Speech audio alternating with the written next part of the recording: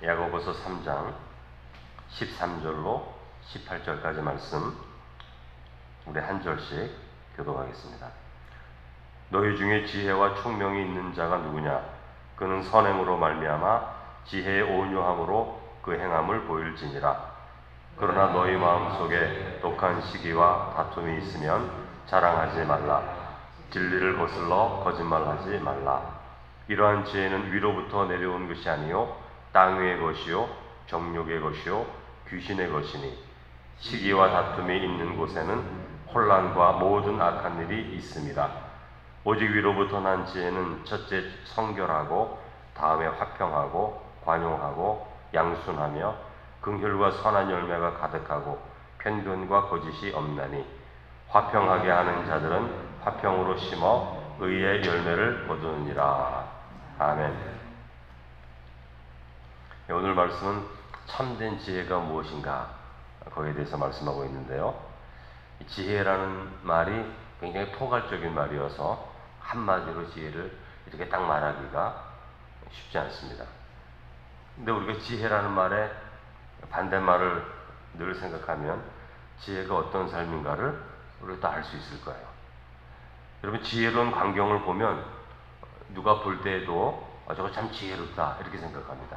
지혜로운 광경을 보면 지난 새벽에 우리가 솔로몬의 지혜를 우리가 보았지 않습니까? 진짜 엄마를 찾아주지요. 그 광경을 보면 거기 서 있는 사람들이 야 저거 참 지혜롭다 이렇게 알게 되지 않습니까? 지혜는 보면 저건 지혜다 사람들이 대부분 압니다.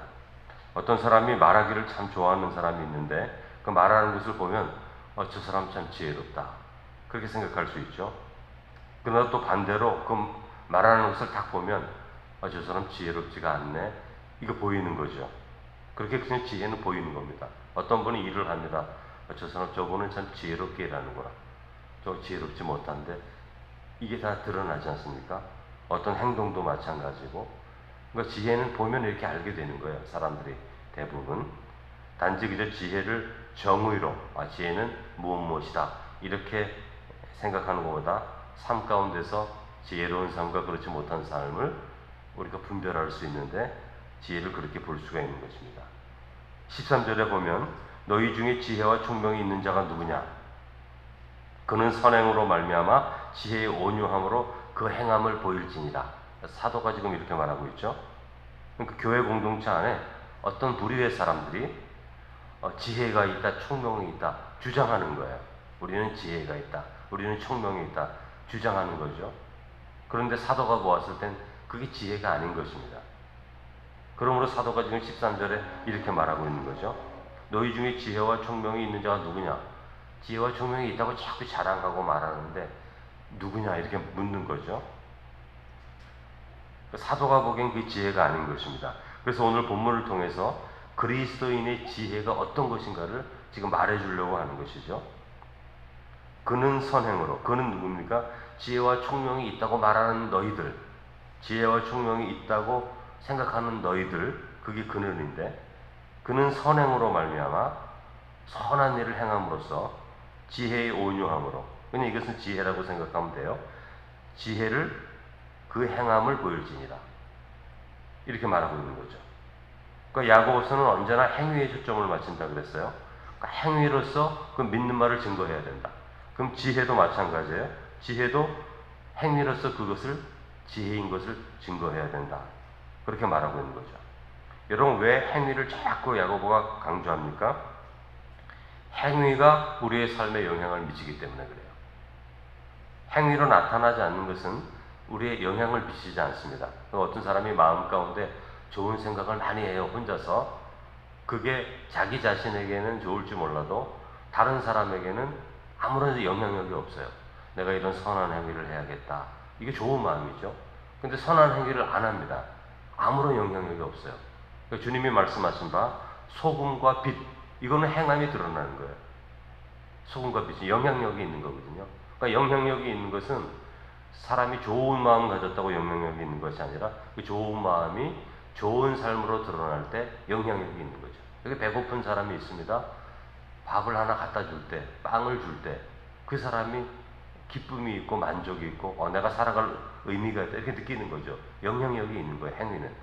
근데 저 사람 빵이 좋아야 되는데 이건 아무런 영향력이 없어요. 자기 자신에게는 어떤 좋은 마음일지 몰라도 하나님의 일을 행할 때에는 아무런 영향력이 없다. 그러므로 사도 야고보가 행위를 말하는 것은 바로 그것을 말하는 것입니다. 우리가 목소리로 몸동작으로 섬김과 같은 구체적인 행위가 사랑을 전달하는 거죠. 행위가 없는 사랑은 열매가 없습니다. 하나님의 아들 예수 그리스도께서 우리를 사랑하셨다. 마음으로만 사랑하셨다. 그게 아니라 우리를 위해서 십자가에 죽으셨다. 이거 행위거든요. 이런 게 행위인 거예요. 자기의 삶으로 헌신하고 드러나는 것. 그게 행위인 거죠. 하나님이 우리를 사랑하셨다. 어떻게 합니까? 예수님이 십자가에 죽으셨기 때문에 알게 되는 거죠. 그러니까 사랑의 이런 순종, 행위가 함께 있을 때 그 사랑이 그대로 드러나는 것이죠. 그 사랑과 그 사랑의 실천이 함께 있을 때 그게 진정한 사랑이지, 행위는 나타나지 않는데 마음으로만 사랑한다 하면 그건 야고보의 말에 의하면 사랑이 아니다. 그렇게 말하는 것이죠. 행위가 수반되지 않으면 그 사랑은 어떤 영향력도 발휘할 수 없죠. 그래서 여러분, 사랑에 대해서 얘기할 때 바울이 고린도전서 13장 사랑장 얘기하잖아요. 그 사랑장을 보면 어떻습니까? 다 행위죠. 무례하지 않고. 그 행위죠, 여러분. 그렇죠? 자랑하지 않고. 그것도 행위로 드러나는 거죠. 마음속으로만 나타나는 게 아니라 그 사람을 보면 그게 그대로 나타나는 것입니다. 그러므로 사도는 행위가 없는 믿음은 죽은 것이다. 그 지혜가 있다고 너희들이 말한다면 그 지혜의 행함을 보이라. 선한 행함을 함으로써 그 지혜를 보이라. 이렇게 말하는 거죠. 왜냐하면 참된 지혜는 언제나 열매가 있기 때문에. 그리고 그 열매는 행위를 통해 나타나는 것입니다. 그런데 지혜가 있다고 하면서 14절에 지혜와 총명이 있다고 말하는 사람이 있어요. 교회에. 우리는 지혜가 있어. 말씀의 지혜가 있어. 말씀의 총명이 있어. 막 이렇게 말씀을 한다고 하는데 14절에 보면 그렇게 말하는 사람들이 독한 시기와 다툼이 있다면 지혜가 있다고 자랑하지 말라. 이렇게 말하는 거죠. 진리를 거슬리지 말라. 이렇게 말씀하는 거예요. 지혜가 있다고 하면서 다투고 시기하는 것은 그 자체가 지혜가 없다는 뜻이다. 그거 말을 하는 것이죠. 그러니까 참된 지혜는 오히려 다툼을 그치게 합니다. 시기가 사라지게 합니다. 참된 지혜는. 근데 15절에 보면 다툼과 시기가 있다면 그것은 위로부터 온 것이 아니다. 위로부터 오지 않았다는 게 뭐죠? 하나님이 주신 게 아니다. 그 말이죠. 정욕의 것이요. 인간의 욕심에서 나온 것이고 귀신의 것이다. 귀신의 것이다라고까지 야고보가 얘기하는 거죠. 지혜가 있다고 하면서 시기하고 다투는 마음이 있다면 하나님이 주신 지혜가 아니다. 세상의 지혜고 정욕이고 그건 귀신의 것이다. 그렇게 말하는 것이죠. 그러니까 어떤 사람이 지혜가 있으려면 그 지혜에는 다툼과 시기가 없어야 되는 거예요. 우리는 잔꾀하고 지혜를 자꾸만 분별을 하지 못하는데요. 겉모술수, 모략 이런 거 가지고 삶을 성공해 나가는 사람들이 있잖아요. 아주 기발한 생각이죠. 사람들의 생각에 앞서가는 생각이죠. 그건 지혜가 아니라는 거죠. 시기와 다툼을 일으키니까 그 욕심과 귀신의 것이다. 그렇게 말하는 거죠. 그 여러분, 귀신도 잔꾀가 있잖아요. 귀신 보러 지혜 있다 그럽니까? 비유적으로 그렇게 말할 수 있지만 참된 지혜는 하나님으로부터 오는 것은 하나님의 성품을 드러내는 거예요. 그러니까 지혜는 시기와 다툼이 없어야 된다 그러는 것은 시기와 다툼은 하나님으로부터 오는 것이 아니지 않습니까? 그게 지혜가 아니다. 그렇게 말할 수 있는 거예요. 근데 세상의 지혜는 시기와 다툼을 묘하게 일으키면서 자기 성공, 자기 이익을 끄집어내는 거예요. 근데 그것은 성경에서 보면 지혜가 아닌 것이죠. 죽음으로 가게 되는 정욕에서 나오는 잔꾀가 되는 것입니다. 그러니까 어떤 사람이 지혜가 있다라고 말한다면 다툼과 시기 이런 것들이 없어야 되는 거죠. 여러분, 다툼이 무엇이죠? 서로 적대감 느끼게 만드는 것이고 서로 다투게 만드는 것이잖아요. 그러니까 화평의 반대말이에요. 다툼은 화평의 반대말. 시기는 무엇입니까? 다른 사람이 잘 되는 것을 마음에 들어하지 않죠. 칭찬하고 격려하지 못하고 깎아내리려고 하고 무시하려고 하는 거. 이게 다 시기 아닙니까? 하나님으로부터 오는 것이 아니죠. 하나님으로부터 오지 않는다면 그것은 세상 것이고 우리의 욕심, 죄, 정욕에서 오는 것이고 영적으로 말하면 그건 귀신에게서 오는 것일 수 있다. 이렇게 말하는 것입니다. 우리 자신들을 볼 때에 여러분 시기와 다툼을 우리가 일으키면서도 성도이면서도 시기와 다툼을 일으킬 때가 있거든요. 어떤 말로, 거짓말로 시기와 다툼을 일으킵니다.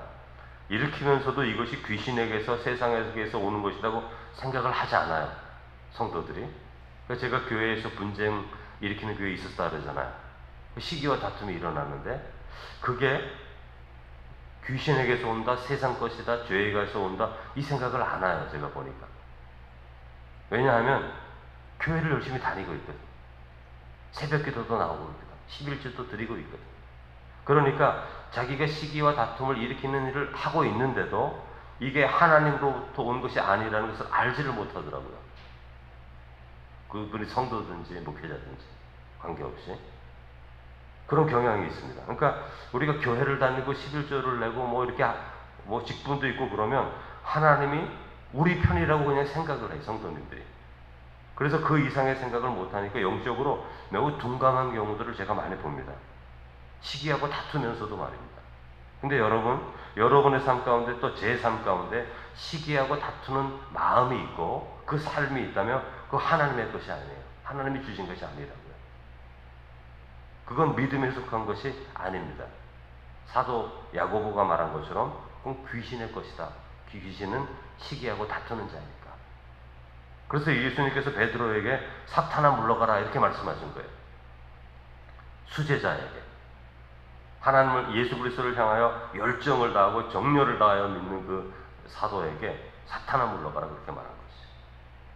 언제든지 사탄의 도구가 될 수 있습니다. 성도는 믿음 안에 서 있지 않으면, 참된 지혜 안에 서 있지 않으면 그 말씀을 하는 거죠. 야고보가. 이제 야고보는 이제 17절에 그렇다면 참된 지혜는 무엇이냐? 거짓 지혜를 지금 말했지 않습니까? 참된 지혜, 하늘에서부터 오는 지혜는 무엇이냐? 이렇게 말하고 있어요. 오직 위로부터 난 지혜는 첫째, 성결하고 다음에 이제 두 번째, 세 번째 이렇게 간다는 거예요. 가장 중요한 게 지금 성결이라는 거죠. 첫째, 성결하고 다음에 화평하고 관용하고 양순하며 긍휼과 선한 열매가 가득하고 편견과 거짓이 없나니 이게 하나님이 주시는 지혜라는 거죠. 근데 하나님이 주시는 지혜 첫째가 뭐라고요? 성결. 성결이 뭐죠? 깨끗함, 흠이 없는 거를 말하는 거죠. 그러니까 우리는 지혜하면 저 사람이 머리를 잘 써서 사람들이 못하는 것을 잘하는 거, 지혜롭다 이렇게 얘기하는데 지혜가 아니고 그거는 재능.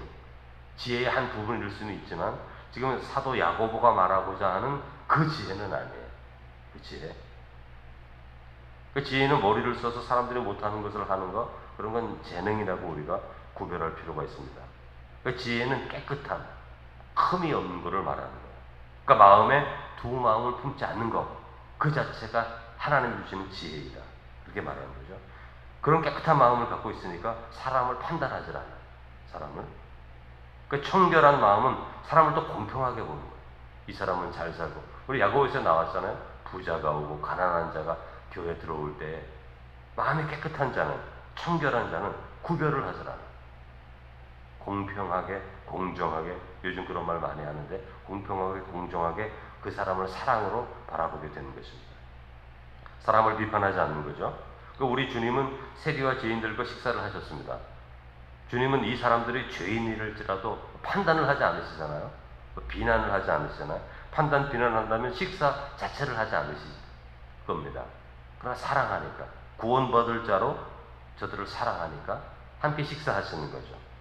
청결한 마음을 가진 예수님은 사람을 정죄하지 않으시는 거죠. 누구보다 청결한 예수님이지만 죄인을 사랑하셨습니다. 긍휼히 여기셨습니다. 구원하기 위해서. 어떤 사람이 기계를 잘 만지면 저 사람 지혜롭다. 또 어떤 사람들이 어떤 일을 잘하면 지혜롭다. 이렇게 말하는데 그런 지혜는 지금 사도가 말하는 지혜하고 다른 거예요. 그런 것은 재능, 사람과 좀 다른 독특한 재능을 말하는 것이고 진정한 지혜는 지혜의 근원이신 하나님의 지혜를 드러내는 거예요. 하나님의 지혜를 드러내는 거예요. 하나님의 성품을 드러내는 거죠. 그래서 오늘 지혜는 화평과 관용과 양순과 긍휼과 선한 열매와 편견과 거짓이 없는 것 이렇게 말하는데 마치 이것은 성령의 9가지 열매를 말하는 것과 비슷하잖아요. 사랑, 희락, 화평, 오래 참음, 자비, 양성, 충성, 온유, 절제 이 비슷하지 않아요, 여러분? 지혜와 성령의 9가지 열매가 하나님의 성품과 관련이 되는데 그게 비슷한 거죠. 그러므로 지혜를 얻고자 한다면 어떻게 해야 되죠? 예수 그리스도를 닮아가야 되는 거죠. 예수 그리스도를 왜냐하면 하나님의 지혜에 가장 드러난 총체가 누구죠? 예수 그리스도. 지혜이신 예수 그리스도. 지혜이신 하나님. 그러므로 참 지혜는 반드시 아름다운 열매를 거두는 겁니다. 선한 열매를 거두는 겁니다. 그게 참 지혜인 거죠.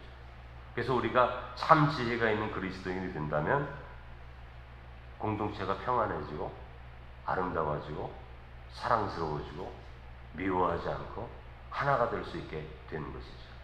여러분 우리의 삶 가운데서도 하나님이 주시는 지혜를 얻어야 되는데 야고보가 처음에 시작할 때 뭐라 그래요?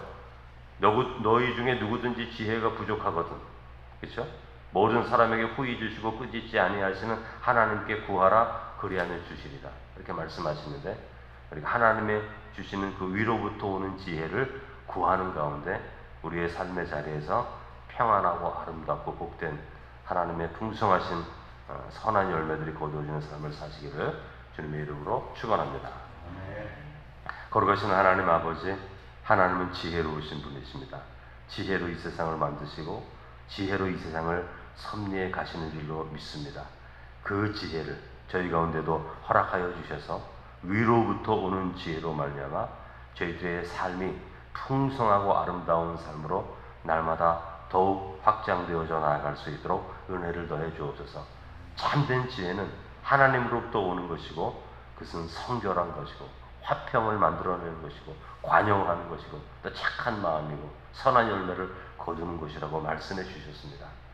사랑이 많으신 주님, 작은 꾀를 가지고 살아가지 않게 하시고 내 자신의 유익을 얻기 위해 이리저리 생각하고 꾀를 가지고 사는 것이 아니라 위로부터 오는 지혜, 이 지혜의 삶을 살아감을 통해 우리의 삶 가운데서 하나님의 선한 섭리와 하나님의 풍성하신 역사가 우리가 알지도 못하는 사이에, 우리가 의식하지도 못하는 사이에 우리 삶 가운데 풍성하게 이루어져 가는 것을 바라볼 수 있는 하나님의 백성들, 하나님의 자녀들 다 될 수 있도록 은혜를 더해 주옵소서.